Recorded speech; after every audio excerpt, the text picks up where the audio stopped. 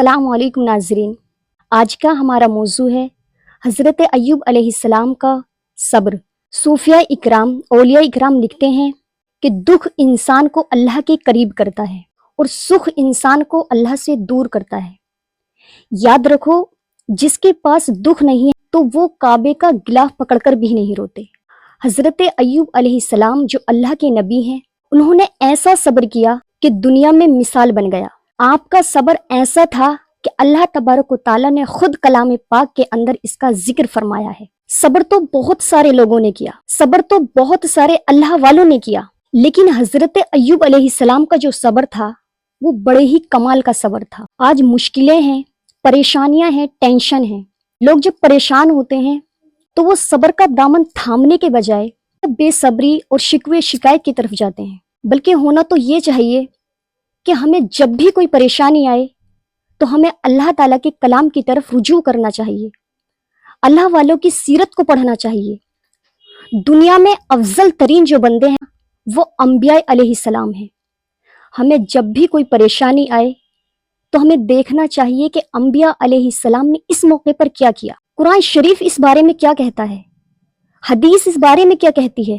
تو آئیے جانتے ہیں حضرت ایوب علیہ السلام کی سیرت کے بارے میں، کہ جب ان پر آزمائشیں آئیں، امتحان آئے، پریشانیاں آئیں، مشکلیں آئیں، تو انہوں نے ان حالاتوں میں کیسے صبر کیا، انہوں نے ان حالاتوں میں اللہ کو کیسے راضی کیا۔ حضرت ایوب علیہ السلام جو ہیں وہ حضرت اسحاق علیہ السلام کی اولاد میں سے ہیں، اور آپ کی والدہ حضرت لوط علیہ السلام کے خاندان سے ہیں، اور آپ کی جو بیوی ہیں وہ حضرت یوسف علیہ السلام کی پوتی تھیں۔ آپ کو اللہ تعالیٰ نے ہر نعمت سے نوازا تھا، آپ کو اتنی خوبصورتی عطا کی تھی کہ آپ بہت ہی زیادہ خوبصورت تھے، آپ کو بہت زیادہ مال عطا کیا، آپ کو اولادوں پر کثرت بھی بہت زیادہ دی۔ اچھا، پھر ظاہر ہے جب آپ کے پاس مال تھا تو آپ کے پاس جانور بھی تھے، کھیت بھی تھے، گھر بھی تھے، آپ ہر وقت اللہ کا شکر ادا کرتے اور خوب اللہ کی عبادت کرتے۔ اب یہ دیکھ کر شیطان آپ سے جلنے لگا، حسد کرنے لگا۔ اب شیطان اللہ تعالیٰ کی بارگاہ میں گیا اور کہا کہ تیرا بندہ جو تیری عبادت کرتا ہے اور تیرا جو شکر ادا کرتا ہے تو وہ اس لیے کرتا ہے کہ تو نے اسے نہایت ہی نعمت سے نوازا ہے، تو نے اسے بہت زیادہ دولت دی ہے، تو نے اسے گھر دیا، جانور دیے، اس لیے تیرا شکر ادا کرتا ہے۔ جب اللہ تعالیٰ نے شیطان کی اس بات کو سنا تو آپ پر امتحان بھیجا، تاکہ شیطان کو پتہ لگ جائے کہ اللہ کے جو نیک بندے ہوتے ہیں نا، وہ ان پر کتنی بھی پریشانی آ جائیں، کتنی بھی مصیبت آ جائیں، وہ ہر وقت اللہ کا شکر ادا کرتے ہیں اور صبر کرتے ہیں۔ اب آپ پر امتحان آیا، آزمائش آئی، اور وہ آزمائش کیسی آئی کہ پہلے آپ کا گھر گرا، جس کے نیچے آپ کے تمام بچے دب کر مر گئے۔ آپ کو کسی نے خبر دی، حضور آپ کا گھر گر گیا، جس کے نیچے دب کر آپ کے تمام بچوں کا انتقال ہو گیا۔ آپ نے یہ سن کر افسوس نہیں کیا، آپ روئے نہیں، اللہ سے گلے اور شکوے نہیں کیے، بلکہ آپ نے اپنی زبان سے اتنا پیارا لفظ نکالا۔ وہ لفظ کیا تھا؟ الحمدللہ، تمام تعریف اللہ ہی کے لیے ہے، جس کا تھا اس نے لے لیا، میرا کیا تھا؟ اس نے مجھے جتنی دیر دے رکھا تھا میں نے لے رکھا تھا، وہ جب چاہے واپس کر لے۔ اللہ اکبر، کیا شان ہے ان نبی کی۔ اب اگلے دن آپ کے پاس پھر خبر آئی کہ حضور آپ کے جتنے جانور تھے سب کے سب مر گئے، اور آپ کے پاس جتنا مال تھا سب ختم ہو گیا۔ سبحان اللہ، آپ اللہ کا شکر بجا لاتے اور کہتے کہ جو رب کا تھا اس نے واپس لے لیا، جتنی دیر اس نے چاہا میرے پاس رہا، میں اپنے رب کی رضا پر راضی اور اس امتحان پر راضی ہوں۔ اب کیا ہوا؟ آپ کے جتنے کھیت اور باغات تھے سب کے سب تباہ و برباد ہو گئے۔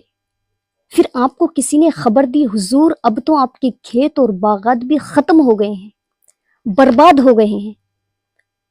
آپ نے پھر سے یہی فرمایا، جس کا تھا اس نے لے لیا، میں اللہ کی رضا پر راضی ہوں، اس نے جتنی دیر مجھے دے رکھا تھا میں نے لے رکھا تھا۔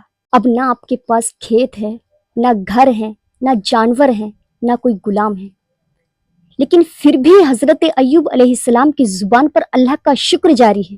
کوئی شکوہ نہیں تھا، کوئی شکایت نہیں تھی، اور پھر بھی یہی کہہ رہے تھے کہ اے اللہ میں تیری رضا پر راضی ہوں. لیکن امتحان ابھی ختم نہیں ہوا تھا.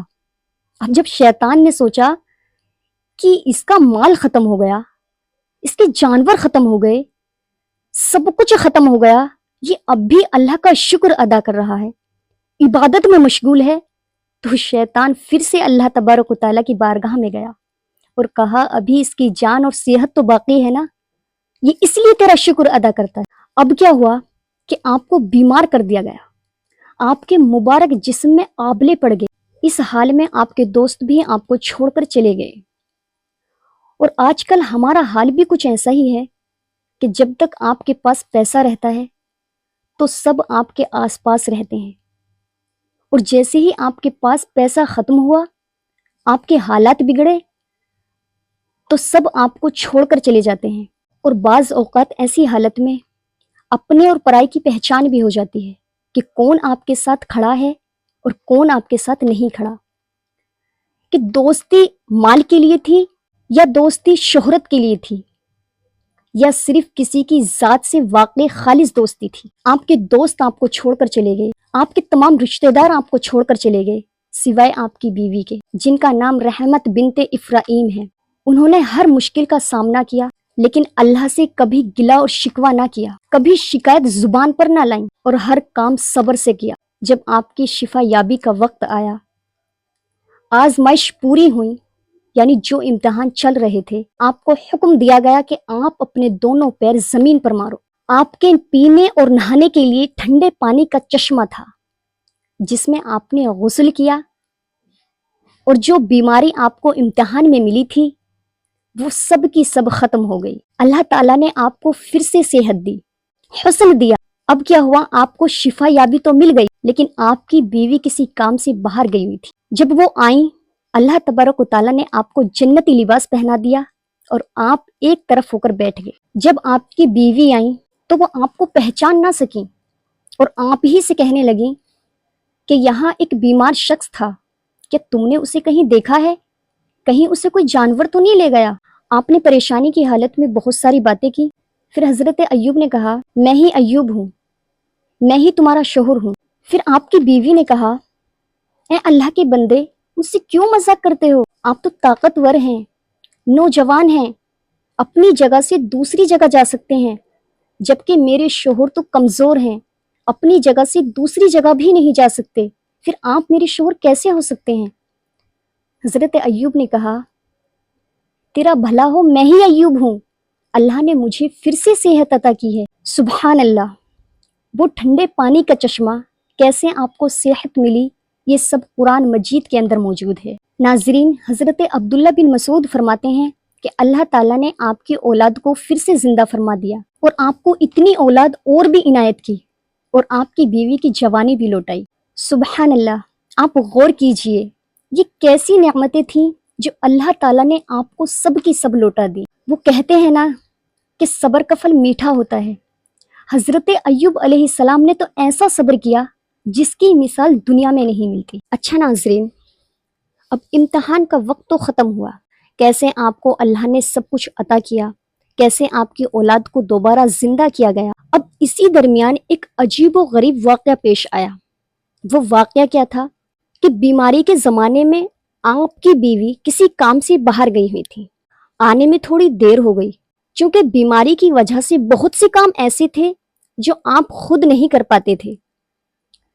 جب آپ کی بیوی دیر سے واپس آئیں تو وہ کام جو آپ خود نہیں کر پاتے تھے تو وہ کام اپنے خود نے کیے، جس سے آپ کو بہت زیادہ تکلیف ہوئی، پریشانی ہوئی اور سخت آزمائشوں میں مبتلا ہو گئے. آپ نے غصے کی حالت میں بے قرار ہو کر قسم کھا لی کہ جب میں صحت یاب ہو جاؤں گا تو میں تمہیں 100 کوڑے ماروں گا. اب حضرت ایوب علیہ السلام صحت یاب ہو گئے، حالانکہ آپ کی بیوی آپ کی بہت زیادہ خدمت کرتی تھی، مگر آپ قسم کھا چکے تھے. تو اللہ تعالیٰ نے کیا شاندار نرمی والا حکم ارشاد فرمایا کہ تم 100 تنکے والی جھاڑو لو اور اس سے اپنی بیوی کو مارو. آپ نے 100 تنکے والی جھاڑو لی اور اس سے اپنی بیوی کو مارا. جس سے آپ کی قسم پوری ہوئی، اور جھاڑو کا جو ذکر ہے وہ قرآن مجید کے اندر بھی موجود ہے۔ اچھا ناظرین، یہ واقعہ تو آپ نے سن لیا، لیکن اس سے مجھے اور آپ کو کیا سیکھنے کو ملا؟ اس سے دو باتیں بہت زیادہ اہم نکلتی ہیں۔ ایک تو یہ، پریشانیاں، تکلیفیں، مصیبتیں ہماری زندگی کا ایک حصہ ہے۔ چھوٹی سی پریشانی پر، چھوٹی سی تکلیف پر آج جو ہماری حالت ہوتی ہے کہ گلے شکوے اپنی زبان پر لے آتے ہیں۔ اللہ کی بارگاہ میں بعض لوگ اول فول بک رہے ہوتے ہیں، معاذ اللہ کفر تک چلے جاتے ہیں، جبکہ دنیا کا کوئی ولی صحابی کے مرتبے کو نہیں پہنچ سکتا، اور کوئی صحابی نبی کے مرتبے کو نہیں پہنچ سکتا، کیونکہ نبی معصوم ہوتے ہیں، ان سے کوئی گناہ ہو ہی نہیں سکتا۔ لیکن جب حضرت ابراہیم علیہ السلام کو آگ میں ڈالا گیا، انہوں نے وہاں پر صبر کیا۔ حضرت یونس علیہ السلام کو مچھلی نے نگلا، انہوں نے اس کے پیٹ میں صبر کیا۔ حضرت یوسف علیہ السلام کو کنویں میں ڈالا گیا، انہوں نے وہاں پر صبر کیا۔ حضرت ایوب علیہ السلام پر اتنی سخت آزمائشیں آئیں، انہوں نے وہاں پر صبر کیا۔